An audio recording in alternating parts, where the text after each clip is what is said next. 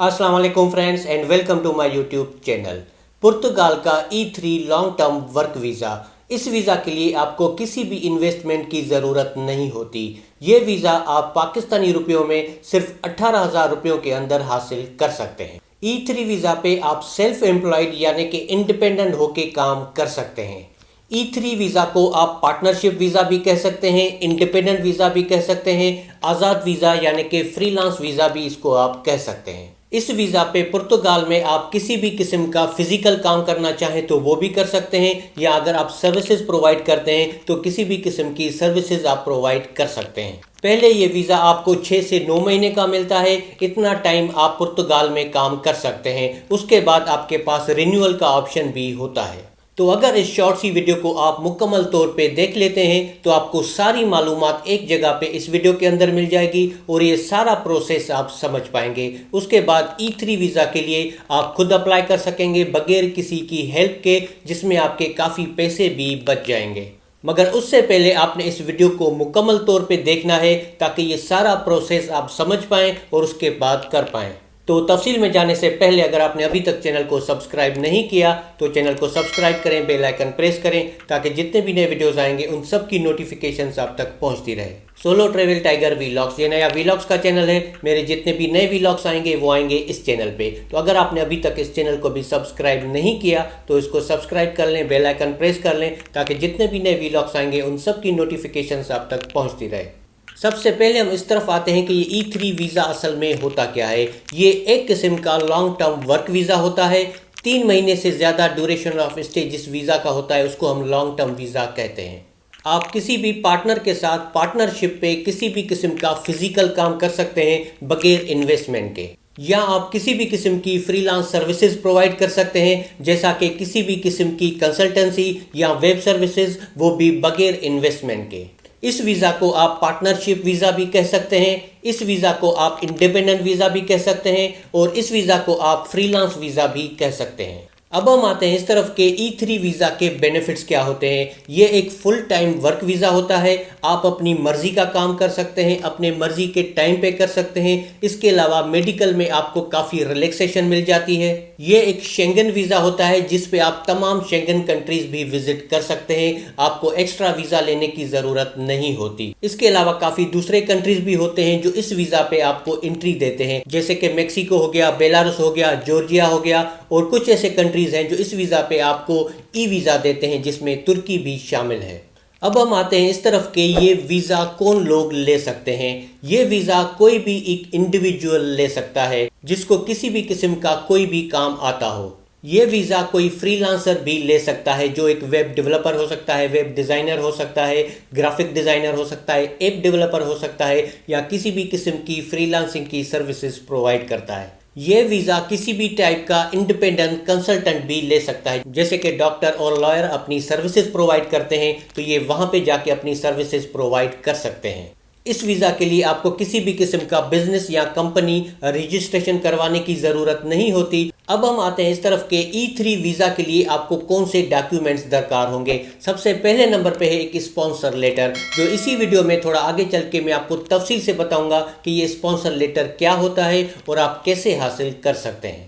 इस डॉक्यूमेंट के अलावा मज़ीद डॉक्यूमेंट्स आपको वो दरकार होते हैं जो हम टूरिस्ट वीज़ा या विजिट वीज़ा के लिए जब अप्लाई करते हैं तो डॉक्यूमेंट्स हम देते हैं। तो वो डॉक्यूमेंट्स और ये स्पॉन्सर लेटर ये आपको दरकार होंगे E3 वीज़ा के लिए। इसके अलावा पर्पज़ ऑफ ट्रेवल और ट्रेवल प्लान और कवरिंग लेटर जो है ये आपका थोड़ा डिफरेंट हो जाएगा क्योंकि वो होता है टूरिस्ट और विजिट वीज़ा के लिए और ये होगा हमारा E3 वीज़ा।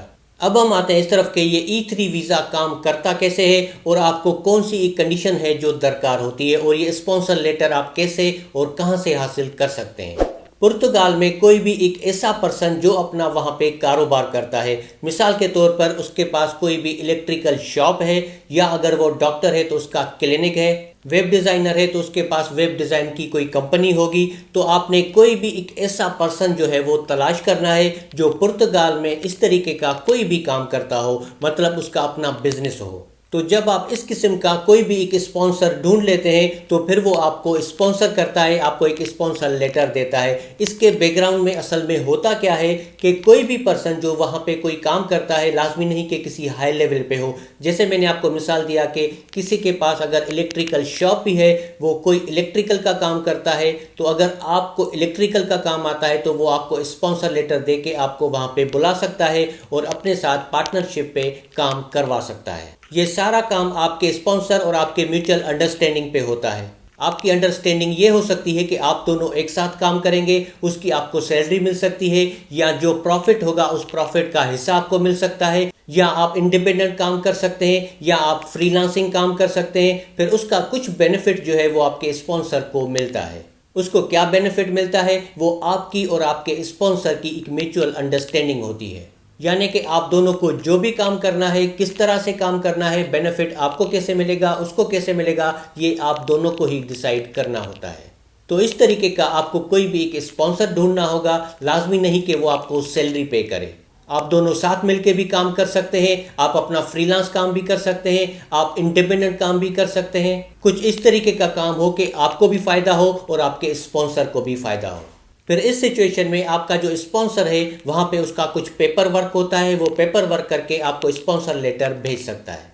फिर आप E3 वीज़ा के लिए अप्लाई कर सकते हैं। अब हम आते हैं इस तरफ के E3 के वीज़ा का प्रोसेस क्या होता है, किस तरीके से ये अप्लाई कर सकते हैं। जब आपके पास एक स्पॉन्सर लेटर आ जाता है तो वो आपका स्पॉन्सर लेटर और जो तमाम डॉक्यूमेंट्स मैंने आपको बताए इस वीडियो में, इसकी आप एक वीज़ा एप्लीकेशन बनाएंगे और आप सबमिट कर सकते हैं VFS ग्लोबल में या एम्बेसी में। ये वीज़ा एप्लीकेशन आप अपने कंट्री में सबमिट कर सकते हैं, या अगर आप किसी तीसरे कंट्री में रहते हैं जहां पे आपके पास वर्क परमिट है तो वहां पे भी अपनी वीज़ा एप्लीकेशन आप सबमिट कर सकते हैं। इस वीज़ा का प्रोसेसिंग टाइम जो है वो 3 महीने होता है। 3 महीने के अंदर आपको ये वीज़ा दे दिया जाता है। इसका जो ड्यूरेशन ऑफ स्टे होता है वीज़ा का, वो 6 महीने भी हो सकता है और 9 महीने भी हो सकता है। वो डिपेंड करता है आपकी वीज़ा एप्लीकेशन पे। उसके बाद आप पुर्तगाल के लिए ट्रेवल कर सकते हैं। उसके बाद आपका जो स्पॉन्सर होगा, आपका जो पार्टनर होगा, आप उसके साथ काम करते हैं तो आप साथ काम कर सकते हैं। अगर आप इंडिपेंडेंट काम करना चाहें तो वो भी कर सकते हैं, या अगर आप अपना फ्रीलांस काम करना चाहें तो वो भी कर सकते हैं। मगर जो भी आप करते हैं ये आपकी म्यूचुअल अंडरस्टैंडिंग पे ही होता है। तो अगर आप फेयर तरीके से काम करते हैं अपने स्पॉन्सर के साथ तो आपके काफ़ी रास्ते खुल जाते हैं। अब यहाँ पे एक चीज़ का आपने ख्याल रखना है कि आप जो भी काम करेंगे अंडरस्टैंडिंग से करेंगे। अगर आपके और आपके स्पॉन्सर के बीच में कोई भी कॉन्फ्लिक्ट आ जाता है तो आपका स्पॉन्सर आपके वीज़ा की कैंसिलेशन की दरख्वास्त दे सकता है।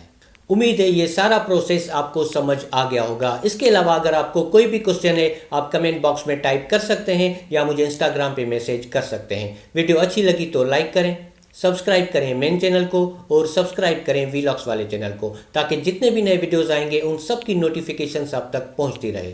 तो फिर मिलते हैं एक अगले वीडियो में, तब तक अल्लाह हाफिज़।